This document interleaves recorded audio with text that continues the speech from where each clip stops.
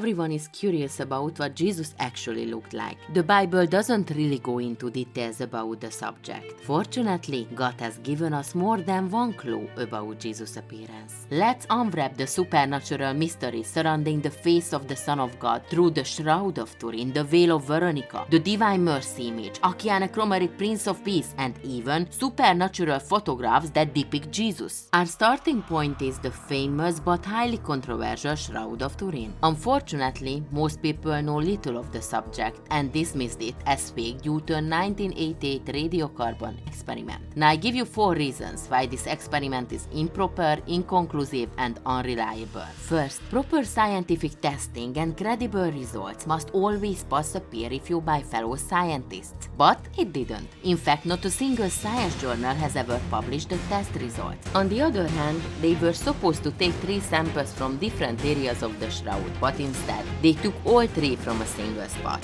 The sample had a mixture of cotton and linen. However, the original cloth of the shroud is entirely linen. Raymond Rogers discovered that the sample had 37% vanillin, while no vanillin was in the body of the cloth. Just the fact that there was no vanillin found in the shroud material proves that it's ancient. Did you know such old linens like the Dead Sea Scrolls linen have 0% vanillin? It is clear that the radiocarbon sample was not part of the original cloth and is invalid for determining the shroud's age. The shroud also survived 3 fires over the centuries. Since intense heat could affect the results of a carbon dating process, it could throw off test results. After the fire in 1532, the shroud was folded. During the carbon-14 dating test, the repaired section was tested. Furthermore, everyone agrees that the man on the shroud was crucified, and the crucifixion was outlawed after the 4th century. It is clear that the carbon-14 dating test result is wrong. Let's clarify whether it is really Jesus' burial cloth. Other dating methods dated the Turin shroud to the time of Jesus. For example, a new dating technology called wide-angle X-ray scattering is even more accurate than the carbon dating test, and there are other signs too. For example, the unique stitching on the shroud matches the stitching on the burial cloth found at Masada, dating back to the 1st century AD. John Jackson and Eric Jumper suggested that there are coins over the eyes. This coin is called lepton and was produced around AD 30 during the time of Tiberius Caesar and Pontius Pilate. Now let's check if there is any sign that the shroud came from Jerusalem. Professor Danin and Max Fry identified 58 different types of pollens on the shroud. Among these, 45 were from the Jerusalem area, originating from flowers that bloom in March and early April. Dr. Joseph Kolbeck discovered soil on the shroud that resembled the limestone present in the tombs of Jesus in Jerusalem. Near the feet were small fragments of travertine, aragonite, and limestone, known as Jerusalem limestone. The limestone on the shroud closely resembled a sample from the Damascus Gate, the closest gate to Golgotha. So, now it's clear that the shroud is from Jerusalem and dates back to the time of Christ. But can we prove the shroud belongs to Jesus? There is blood on the shroud. Now the blood has been identified as AB from a male. This blood type is the rarest, accounting for only about 4-5% of the population. However, it is relatively more common among Jewish people. Now the blood stayed vivid red because of a chemical component called bilirubin. If a man is tortured and not given anything to drink, his red blood cells will burst and his liver will release this chemical component, which is a clear sign of brutal torture. It's worth examining if the image shows the expected wounds from Jesus' crucifixion. Giulio Fanti found 370 wounds and a dislocated right shoulder, and the shroud didn't even capture the side of Jesus. So, he supposed that Jesus suffered around 600 blows. You can see on the negative image the injuries to his forehead, brow, right upper lip and jaw. The right cheek was swollen, the beard had been plugged, and the cartilage of the nose had been separated according to American scientists. Sharp object punctured wounds all around the head indicate the signs of the cap of thorns, and there was pollen from that thorny plant called Gandelia torna forti. No other crucified individual is known to have worn a crown of thorns, as it served no purpose for crucifixion, except for Jesus Christ. The visible shoulder injuries align with wounds sustained while carrying the cross. His nose and knees were also scraped badly, and dirt was found on the knee and the nose, indicating falls while carrying the cross. Some crucifixion victims were tied with ropes, but Jesus and the man in the shroud were nailed there. The wrist horse would have severed the median nerve, causing his thumbs to draw inward. One nail goes through both feet, but the other foot has only one nail. This lets one foot rotate so the victim can push up and down on the cross to breathe. Neither Jesus nor the man in the shroud had their legs broken, which was the standard to ensure that. But after his death was stabbed in the side, and blood and clear blood serum flowed from the wound. The wound corresponds precisely to the size of the tip of a Roman spear. The shroud shows no signs of decomposition. No signs of rigor mortis or pneumonia gas exiting from the nose and mouth exist. So there's this thing called fiber analysis that can tell us how long bloodstains have been on a cloth. And in this case, the bloodstains on the wrists showed that the body was in contact with the shroud for somewhere between 30 to 36 hours.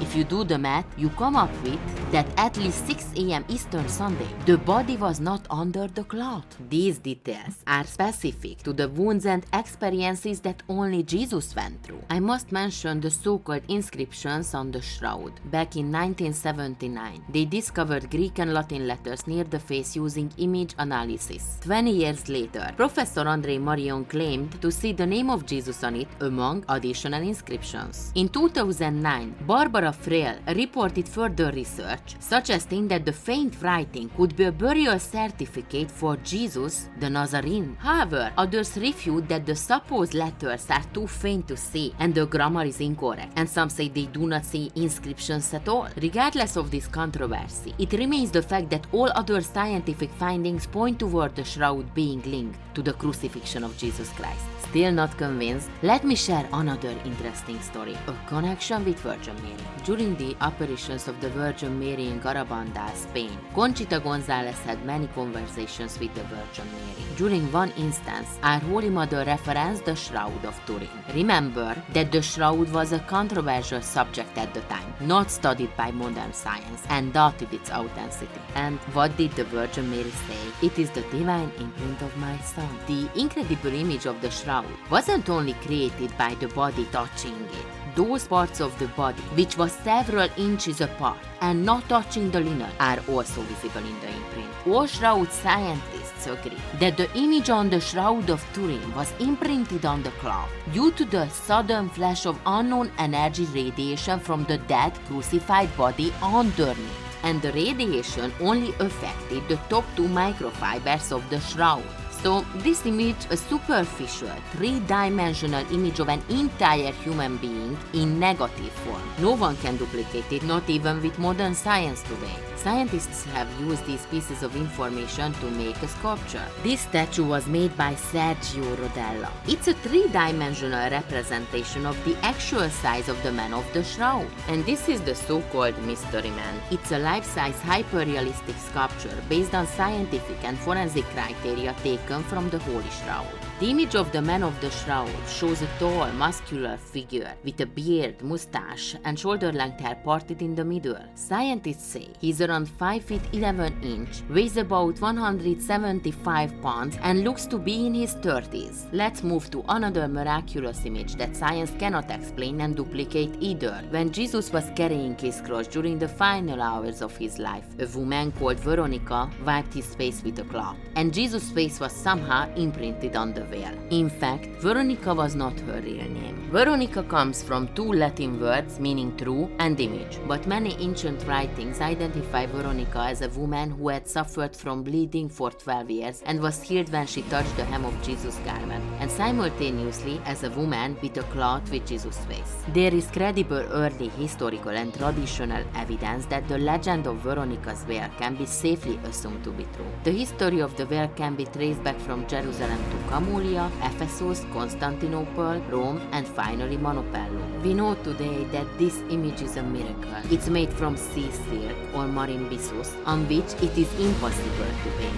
The veil is almost transparent, gold, and honey-colored. The face is visible on both sides, but the details of the face may vary depending on the lighting and observation conditions. No photo can capture an accurate representation of the original. When light shines on the veil, the image of Christ's face disappears and the cloud becomes nearly transparent. The same thing happens when light shines from behind on the Shroud of Turin too. A microscopic view of the veil shows a unique modification of the fabric's fibers, which must have come from some form of energy burst.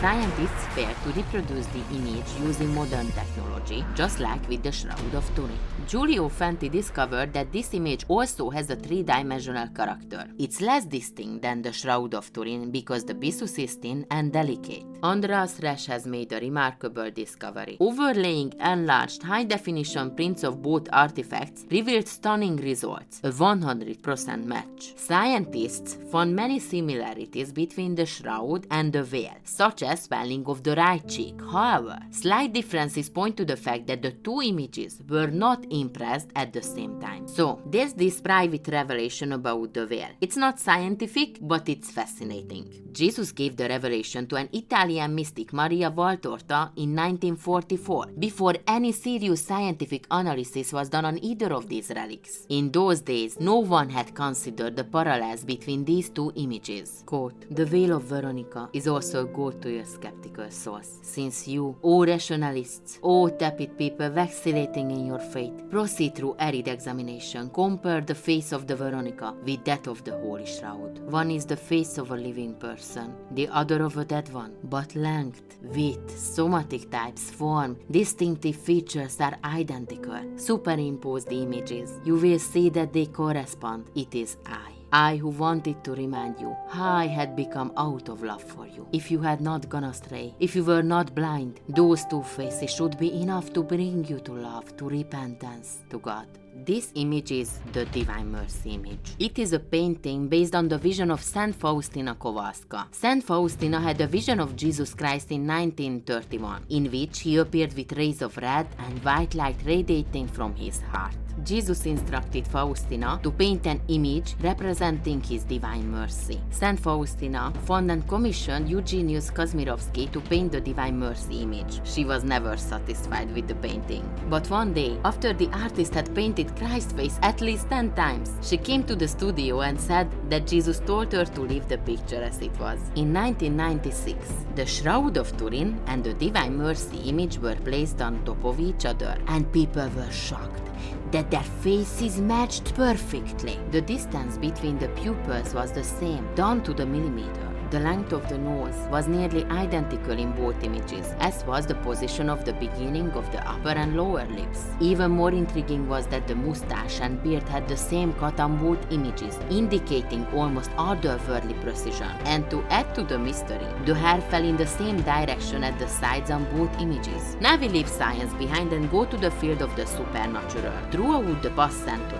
there have been numerous occasions where different people worldwide took photos and somehow Jesus' face appeared mysteriously. Let's see two of them. This picture was made by Sister Anna Ali, a Kenyan nun. Sister Anna Ali experienced divine apparitions of the Lord. She said Jesus let her take a picture of him to bring back souls. Around 1986, someone who worked at a weather station said that the face of Jesus miraculously appeared on a weather satellite photograph and gave this picture to an evangelist in England named Jim Sepulveda. Later, Jim died on the operating table for 8 minutes. Jim said he was in heaven and instantly recognized Jesus. He said the one in the satellite image and the one he saw when he was dead is the same person, Jesus Christ. Nah, this is not a photograph, but a wonderful painting made by Akiane Kramarik. Akiane came from an atheist family, but from age 3, she started seeing different dreams and visions of heaven, Jesus, and the tremendous love of God. She painted them as a child. Needless to say, her parents are not believers. At 8 years old, she set out to paint the face of Jesus based on the visions she received. Interestingly, most people with similar visions to Akiane,